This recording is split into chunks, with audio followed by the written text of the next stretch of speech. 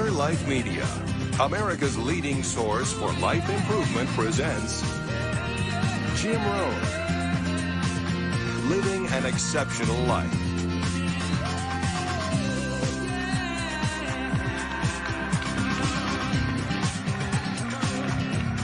Hey, thank you. How's everybody? Nice to see you. Thanks for coming today. I appreciate it very much, and I'm just delighted to be here. How many of you have never seen me before? This is your first time. Wow, everybody. I keep thinking I'm famous, but I guess, that settles that. Anyway, nice to see you. I've got some interesting ideas to share with you. If you're ready, say I'm ready.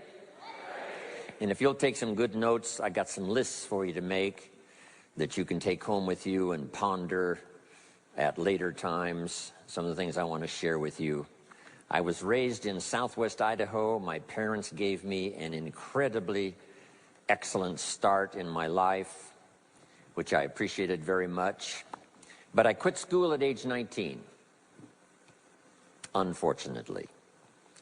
My reasoning was, I'm smart enough to get a job. How much smarter do you need to be? And with that shallow thinking, I quit school, age 19, and got a job, went to work. A little while later, got married, started a little family, and I'm struggling and, trying to do my best.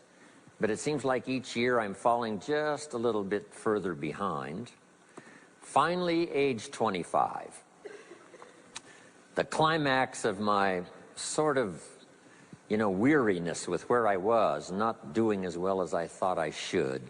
I hear a knock on my door, and I happen to be home alone. When I opened the door, there was a little Girl Scout about this tall selling Girl Scout cookies. And she gave me the finest sales presentation I've ever heard. Girl Scouts around the world, no better organization. And we've got these cookies, only $2, several flavors. And with a big smile, she very politely asked me to buy. No problem. I wanted to buy. Big problem. I haven't got $2 in my pocket. Now, I'm a grown man. I live in America. I've been to 1 year of college. I'm married. I've got a family. And I don't have $2 in my pocket. And I didn't want to tell her that. So I did what I thought was next best. I lied to her. I said, hey, look, I've already bought lots of Girl Scout cookies. I've still got plenty in the house that we haven't eaten yet. And she said, oh, that's wonderful. Thank you very much. And she leaves. When she leaves, I say to myself, I don't want to live like this anymore. I mean, how low can you get lying to a Girl Scout? I mean, that's about as low as you can go. But I promised myself that day I was going to start my search of finding opportunity, finding somebody who could teach me and coach me on doing much better for myself and for my family and for my future. And shortly after that, I met a most extraordinary man, very wealthy, but a friend of mine said, you got to meet this man. He's rich, but he's easy to talk to. He's got a unique philosophy of business and life. And the more he told me about this man, the more I said, I've got to meet this guy. And shortly after that, I had a chance to meet him. Sure enough, when I met him, I was impressed. Obviously, he was rich, but he was friendly and easy to talk to. And I said to myself, if I could just get around someone like him, and if he would coach me, I would be willing to learn anything. I'd love to be like him. Well, my good fortune was he invited me to join his company, and over the next 5 years, my dream came true. He coached me and taught me how to turn my life from pennies to fortune. And he's not alive anymore, but I'd like to pay tribute to him one more time, Mr. Earl Schoaf, for the dramatic impact he had on my life, especially during that 5-year period. And so my whole life turned around. I made my fortune by the time I was 32, starting at age 25. And some of the ideas that I want to share with you today came from that 5-year experience. Then from there, I got into lecturing and giving seminars, and I've written a few books. and my career now spans about 41 years. But I'll never forget the impact this gentleman had on my life with a few simple concepts that totally changed my life, changed my future, and changed everything. Jim Rohn's view of the 21st century. Here's number one: unprecedented opportunity.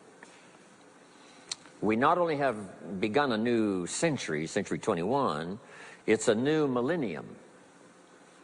A millennium is a 1,000-year period. We've had 6 so far.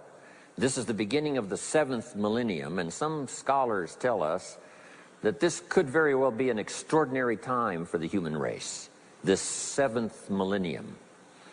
And there's probably a lot of good reason that that is probably true. Unprecedented opportunity. We've now got the technology. We pick up a telephone now and talk to somebody on the other side of the world. Transportation now is so easy. I get on an airplane in Los Angeles, and 13 hours later, I'm in Tokyo. 5 meals, 3 movies, and you're there. I mean, you know, it's a simple deal. Anyway, we've got technology, we've got transportation, we've got all the rest, right? So this is going to be a time of unprecedented opportunity in every field you can imagine, every industry, every country. It's going to be the greatest period of opportunity time in the history of the human race, the 21st century, especially these opening years of the 21st century. So that's number one, unprecedented opportunity. Now here's the second note to take.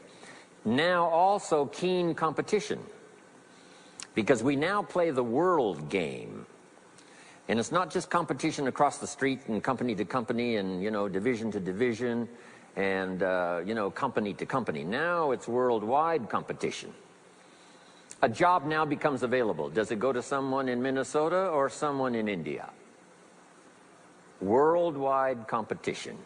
So now you've got to be ready to cash in on the opportunity, but you've also got to be ready for the competition. So I've got some interesting ideas on how to be prepared for both opportunity and competition in these opening years of the 21st century. Here's some of my best advice. Number one, you've got to have more than one skill. It's okay to have one skill, but I'm telling you, if you want economic safety for the future, especially this century, my personal opinion, you need more than one skill.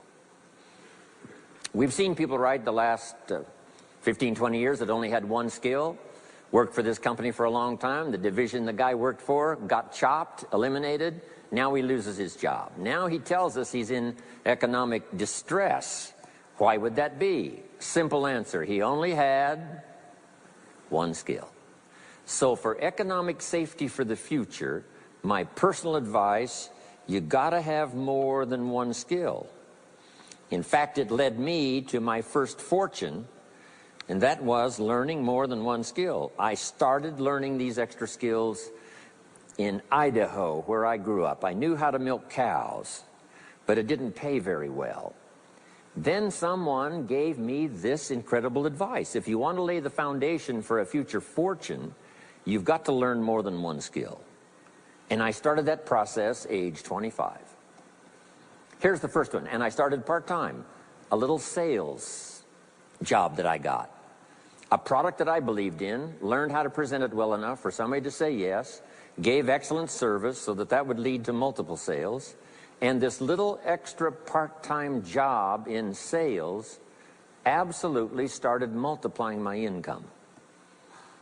From milking cows, now I've got this ability now to start getting customers, keep them serviced, and make some money in this extra skill. So now I've got 2 skills, milking cows and finding customers.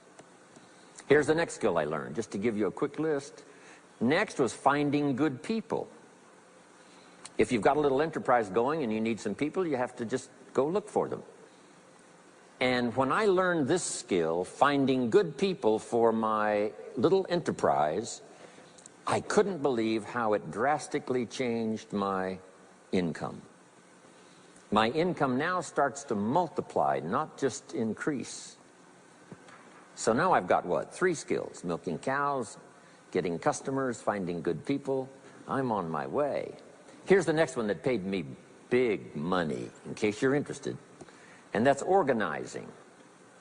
Organizing simply means getting people to work together. Big challenge, but if you learn this skill, getting people to work together, they pay extraordinary money. Here's the next one that really increased my income substantially, and that's promotion and recognition. Rewarding people for small steps of progress. I mastered this one. And here's the philosophy behind it. Be so busy giving other people recognition you really don't need it for yourself.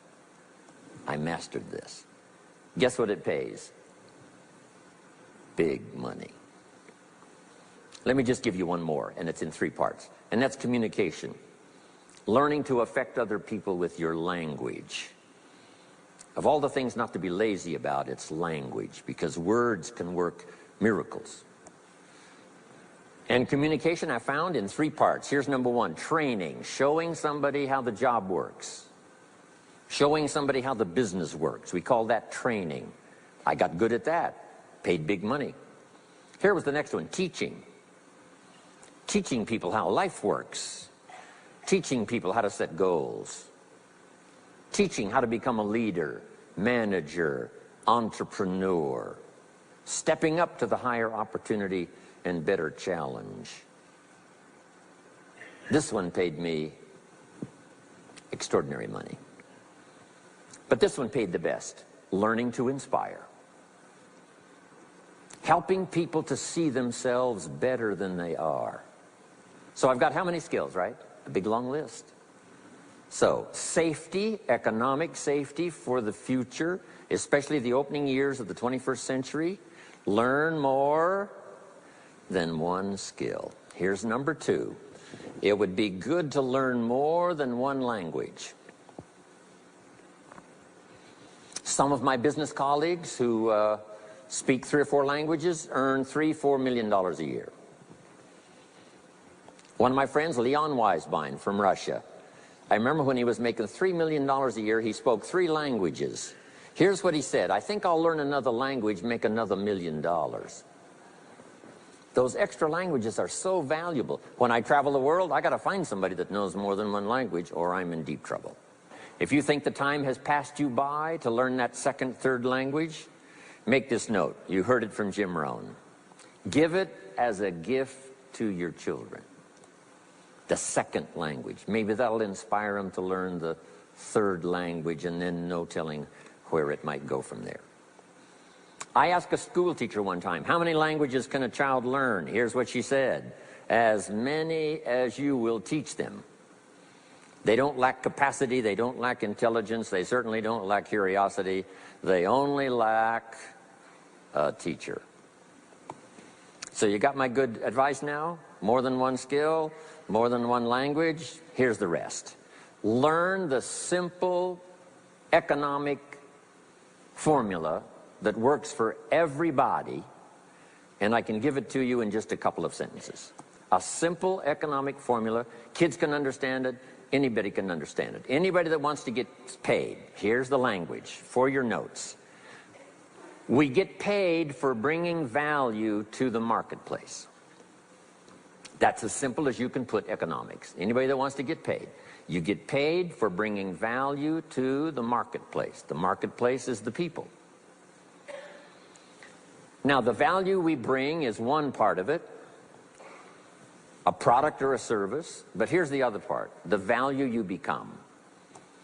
So just off to the side, put the value is 2 parts. The value you bring, like a product. If you manufactured it, you might keep improving the product. If someone else manufactured it and you're out selling it, they probably keep improving the product. But this is the one you have to work on yourself. The value you become, like an entrepreneur, a leader, a teacher, supervisor, manager. What you become also pays much more than what you bring. Once I understood that, then here's what my mentor said. Go to work on yourself harder than you work on your job. If you work hard on your job, you can make a living. Then he said, if you work hard on yourself, you could make a fortune. So I worked hard on my job and made a living, but I learned, starting with those extra hours per week, learning these extra skills, I started working on myself. And here's a philosophical phrase everybody should take home. Here it is. Success is something you attract by becoming an attractive person. Success is not something you pursue. It's what you attract by becoming attractive. By becoming attractive to the marketplace. What would do that? Multiple skills, multiple languages, and then some of the things I'm going to talk about the rest of the seminar. So, now what else would help you to be attractive to the marketplace besides more than one skill and more than one languages? I've divided it into five simple, basic fundamentals of ideas to ponder and think about that will increase your value to the marketplace. Could perhaps, like it did for me, multiply your income by 2, and then multiply it by 3, and then multiply your income by 4, and then by 5. And once you get there, it's not that difficult to multiply it by 10, because all you have to do is make sure you become more valuable and more valuable and more valuable. You don't have to work on the economy, because here's the first note. Each person's income is determined primarily by their philosophy, not by the economy. Once I understood that, then I said, well, I don't have to go to work on the economy. And the answer was no. You only have to go to work on yourself to make yourself more valuable. So now here's 5 things I want to share with you. And the first one is your personal philosophy. What could get you more prepared and ready for cashing in on the opportunity of the 21st century? And here's the first one, personal philosophy. Your personal philosophy is like a guidance system that helps you make decisions what to do, what not to do.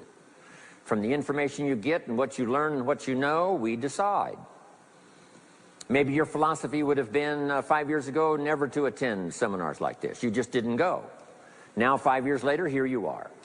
Something happened along the way to change your mindset, saying, hey, for the money and the time, if I just get one good idea and walk away, it certainly is worth the money and the time. So now that little amendment in your philosophy, you now say, I'm going to regularly go, because it doesn't take but a few ideas to make a great difference in your income, personal life, social life, and all the rest. So now you know that's valuable. A change of mind, a change of idea. So that's what personal philosophy is all about. The more we learn, the more we know, the better we're able to make better decisions about 2 major things. Your philosophical guidance system does 2 things.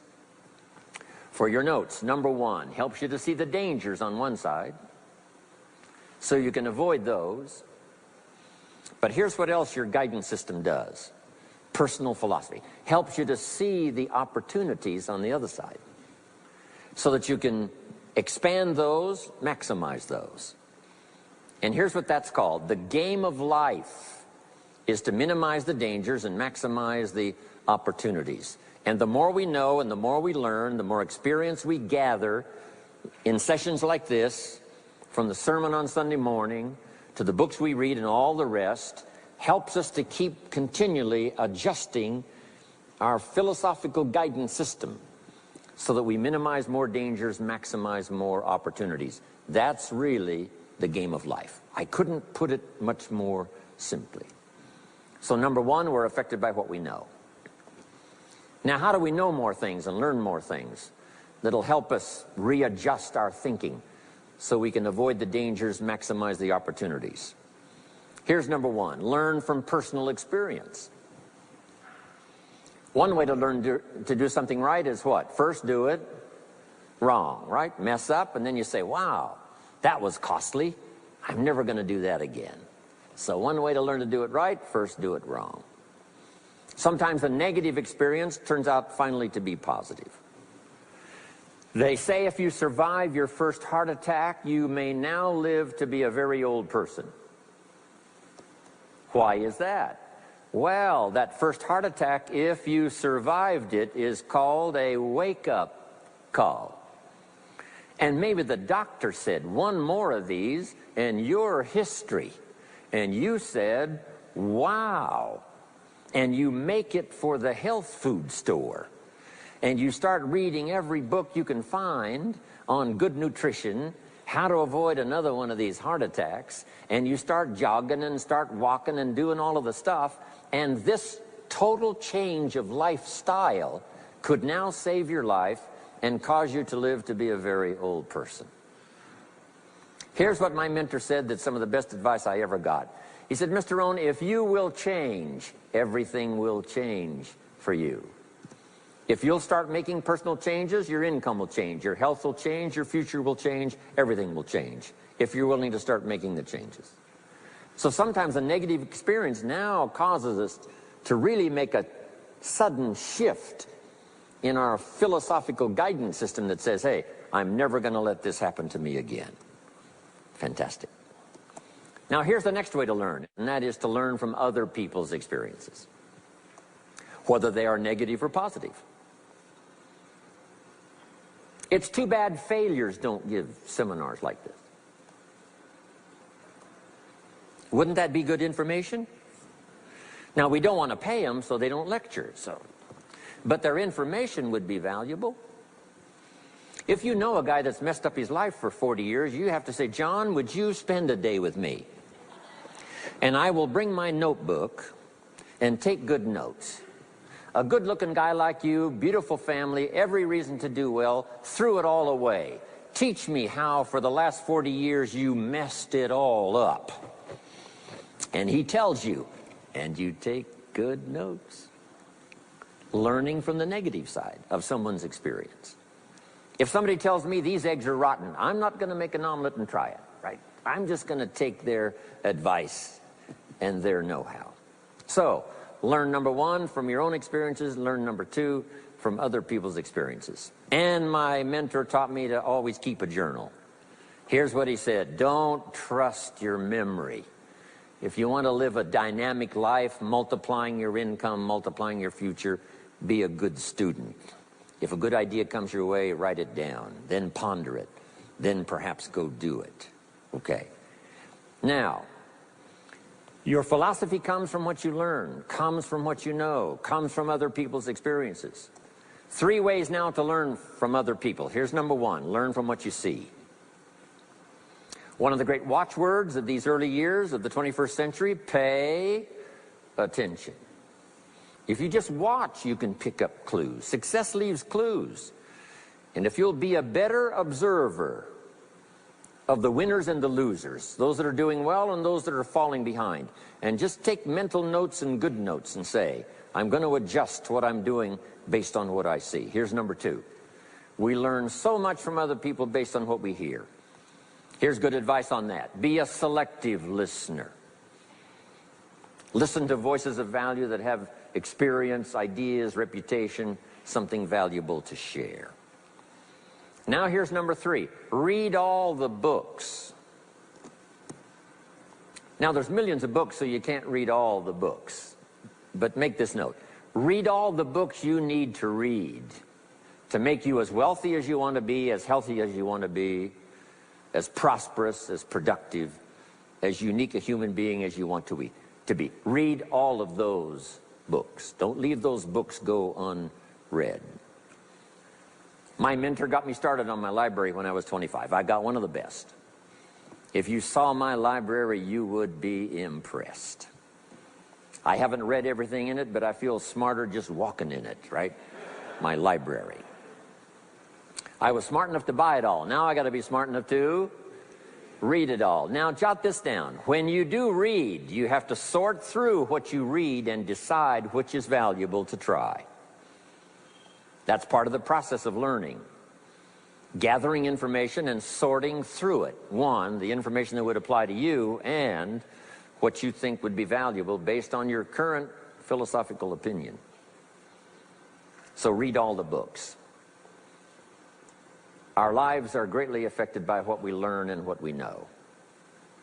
Now here's number 2 of these very basic 5 things I want to share with you. First, your personal philosophy. Here's number 2, your attitude. First, we're affected by what we know. When I talk to the kids in high school classes, college classes, that's the first thing I tell them. Get the information while you're here. Right? Nothing worse than being stupid when you get out of school. So get the information. Being broke is bad, but being stupid is what's really bad. And what's really, really bad is being broke and stupid. Nothing much worse than that, unless you're sick. Right? Sick, broke, and stupid. That's about as far as you can fall unless you're ugly, right? But surely that would be the ultimate, right? The ultimate negative life. Ugly, sick, broke, and stupid. So learn all you can. We're affected by what we know, so get the information. Don't be lazy in learning. Don't be lazy in going through the books, building your library, coming to classes like this consistently. Some of them will be so dramatic, your life will never be the same. Maybe this is one of those today. Next, we're affected by how we feel, attitude. This is the emotional part. We need the intellectual part to set sail. So as the winds blow, we can still get where we want to go. Redefine, keep strengthening our psychological and philosophical guidance system. But now we're also affected by the emotions. That's the power. And jot these notes down as I hurry along now. 4 things to consider on attitude and how you feel. Here's number 1. It's how you feel about the past.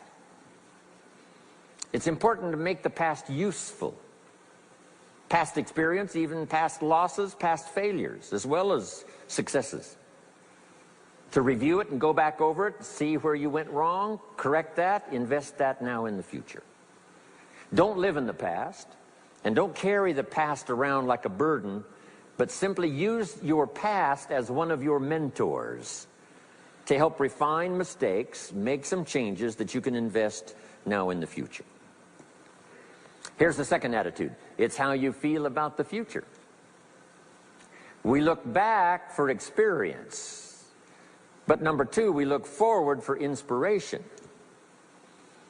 Now, where does the inspiration come from? Looking forward. Here it is, learning to set goals. Number 1, decide what you want.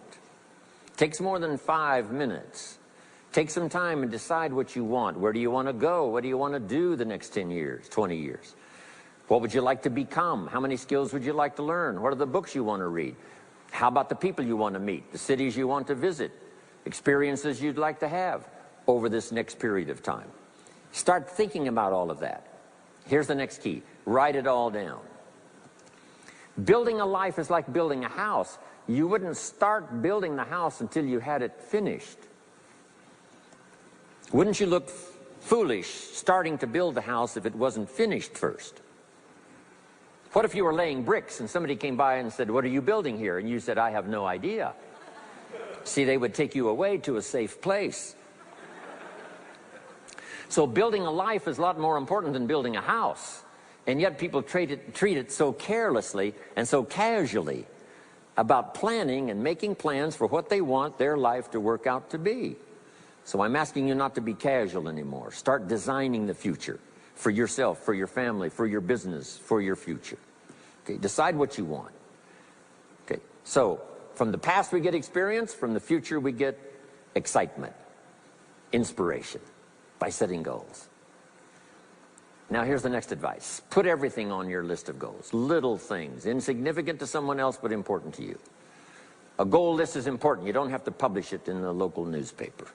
My Japanese friend, Toro Ikeda, San Jose, California, put on his first list, a Caucasian gardener. I said, go Toro.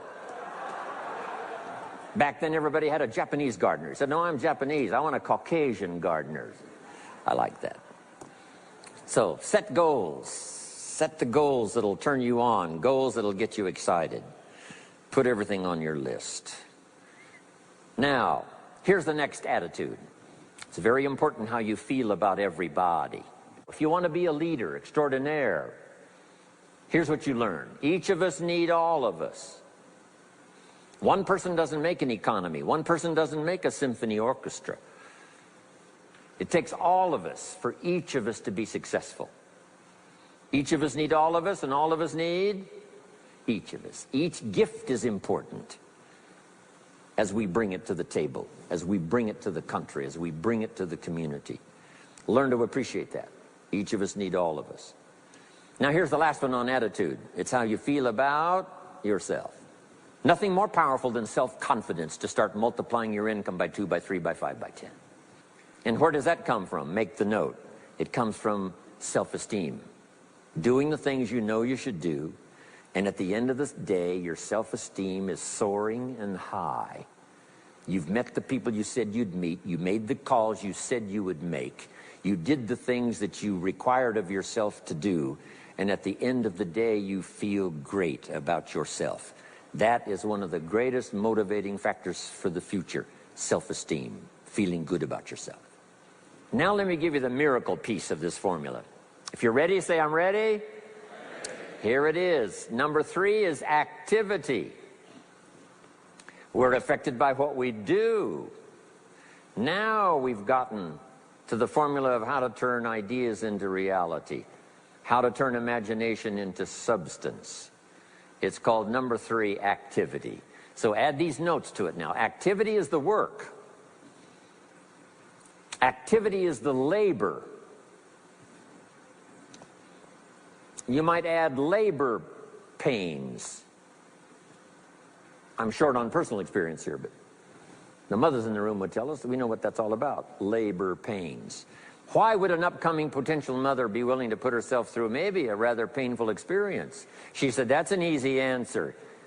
And it's for your notes. It produces new life. Why wouldn't she put herself to the labor? Now comes the miracle of new life. And whether it's new career life or new business life or new friendship life or new married life or new life of any kind, it has to come from the work. It comes from the labor. In fact, labor was so important. Here was the original formula for labor. If you have forgotten it, remind yourself. For your notes, 6 days of labor and what? 1 day of rest. Now it's important not to get those numbers mixed up. Why is that? Here's why. Why not 5-2? I don't know, maybe 5 and 2 would be okay. If God would have thought of 5 and 2, he might have made it 5 and 2. Right? You can't think of everything when you're putting one of these together.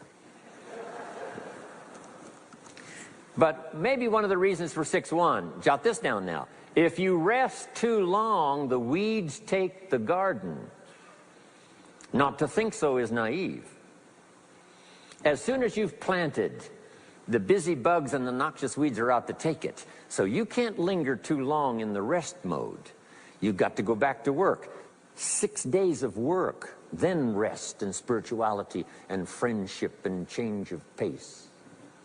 And then go back over the last 6 days. What did I do? What did I miss? Who did I miss? What happened? So that I can invest those corrections in the next 6 days of higher productivity.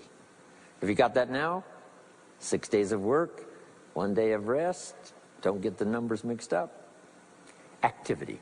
Now, activity finishes the miracle. Good question for your notes. How did this convention center get here? Let me give you the steps. Number 1, somebody saw it while the property was vacant. You say, well, how could you see a convention center if it isn't here? It's the only way it will be here.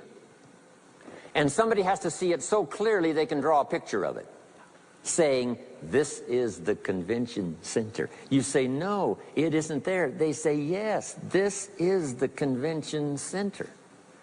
The artist's rendering shows you a picture of what isn't there. That's the beginning of imagination. So to turn nothing into something, here's what you do. Imagine the possibilities. That's why we recommend testimonials for someone to say, hey, I started with pennies and I made a fortune. And when they finish, sometimes they say something like this. If I can do it, what? You can do it. And we start imagining the possibilities. Here's number 2. Have faith to believe that some of them are possible for you. And both imagination and faith are powerful forces. But we still don't have a hotel. We still don't have a house. Even though those are powerful forces, it is the beginning. Now, imagination and faith must be deposited in activity or it is wasted. But the finishing touch of the miracle process is now, go to work. Go to work and build a better career. Go to work and build good health.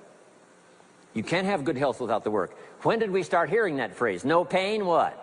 No gain. You got to do the work. You can read all the books until you're wise. You can have faith and believe until it is extraordinary. But now you must go to work.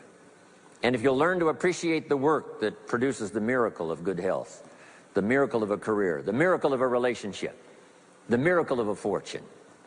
Only humans now can do this. The birds of the field can't do it. No other life form can imagine and create something from nothing. Have faith and then build it and make it real. Only humans. It's an extraordinary gift. Depends on how often you use it. So number one of the ideas I wanted to share with you to make this an extraordinary opening year century for you is philosophy. We're affected by what we know. Second is attitude. We're affected by how we feel. Third is activity. We're affected by what we do. Now here's the final two pieces.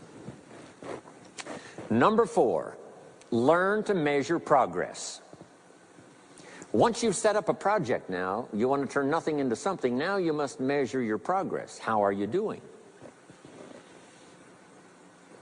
Here's how we teach it to our children. Life expects us to make measurable progress in reasonable time. Measurable progress in reasonable time. That is the game of life. So part of it is not just to set up the proposed project, but as we start working on it, we start measuring how we're doing. Now first, what is reasonable time? You can't ask someone every 5 minutes, how are you doing now? See, that's too soon. Guy says, I haven't left the building yet. Give me a break. Now, we can't wait 5 years. That's too long. So there's reasonable time. So make this note now. What is reasonable time? One, at the end of the day. A conversation a father should have with his daughter today, because the magic is there. If he waits till tomorrow, the magic may be gone. Today. Next is a week. Make that note. Usually, we get paid by the week. Somebody adds up our value to the marketplace, out comes the check. The next week, somebody adds up our value to the marketplace, out comes the check. What I learned to do is to change my value to the marketplace so the check kept getting bigger and bigger and bigger. I didn't have to change the economy, I only had to change myself. Measure your own progress. Success is a numbers game. We demand it of our children. How many years do you want your child to spend in 4th grade? Approximately. About 1 year, right? You say, well, if they're nice kids, would you give them 3 or 4 years? You say, no. This is not a nice game. This is getting ready for the future. This is getting ready for the challenges and the opportunities. You can't linger in 1 grade more than 1 year. Now make this note. The same should go for us as adults. Don't linger more than 1 year in 1 grade of learning. Adult, management, entrepreneurship, leaderships of all kind. Keep up the pace of learning. Okay. The numbers. Measure. Count. Now here's the key. Face the truth. If you're only making this much progress, you know, there's no use trying to kid the world, no use trying to kid anybody else, and especially don't kid yourself. If in a period of time you've only made so much progress, you just got to swallow hard and say, this is the truth.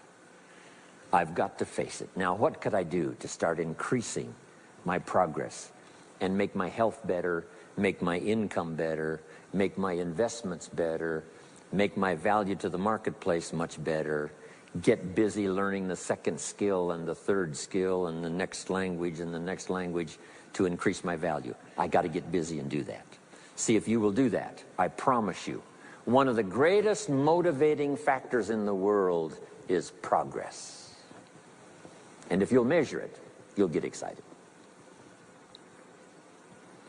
Now here's number 5 of the 5 major things I wanted to share with you to make these opening years of the 21st century really pay off for you. And here's the word, lifestyle. Learning to live well, because the ultimate essence of life is not a Ferrari. The ultimate essence is not a home. The ultimate essence is not a bank account. It's not $1 million. It's not a fortune. Here it is. The ultimate essence of life is learning to live a good life. That's the key. Whether you have modest resources or whether you have mega millions, either way, the real key is learning to live a good life. And so in my closing 5 minutes, let me give you what I think is a good list. Now, this is the short list. In other presentations, I cover a longer list, but this is called Jim Rohn's short list for living the good life. Here it is. Number 1, productivity. You really won't be that happy if you don't produce. And here's the next bit of advice on that. Produce to the max if you possibly can. To produce a little is okay. To produce enough is okay. To produce some to get by is all right. But why not try productivity to the max? Andrew Carnegie, who built the steel industry back in the 30s, here's what Andrew said. I'm going to spend the first half of my life accumulating money. I'm going to spend the last half of my life giving it all away. He got so inspired by that goal that the first half of his life he accumulated $400 million, which back in the 30s was a lot of money. A mega fortune. Guess what he did the last half of his life? He gave it all away. I got a good question for you as we close. Here's the question. What's got you turned on? What's got you up early? What's got you eager to face the day?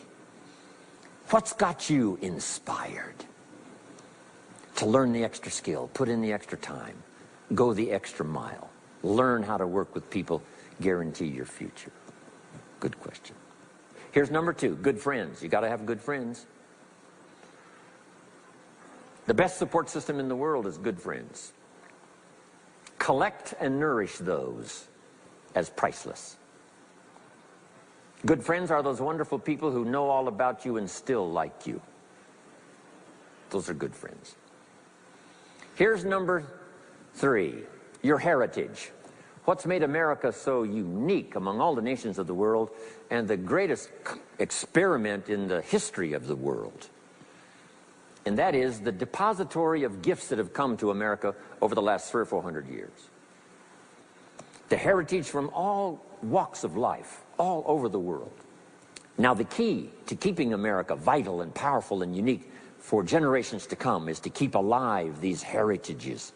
The music, the dance, the costume, the customs, the literature, the poetry, and all the rest combined together, making us an extraordinary, unusual nation among nations. Keep your heritage alive. Here's number 4, your spirituality. Whatever you believe in terms of spirituality, that's important. And I've got 3 words for you to consider. Here they are. Study, practice, and teach. Whatever you believe in terms of spirituality, study, practice, and teach. Don't leave your spirituality unstudied, don't leave it unpracticed, and don't leave it untaught. It's one of the major components of a good life. And now to close for your notes. Take special care of the inner circle. Family, close friends. Nourish them, they will nourish you. Inspire them, they will inspire you. And take care of the details, the little things that makes it special for family and friends.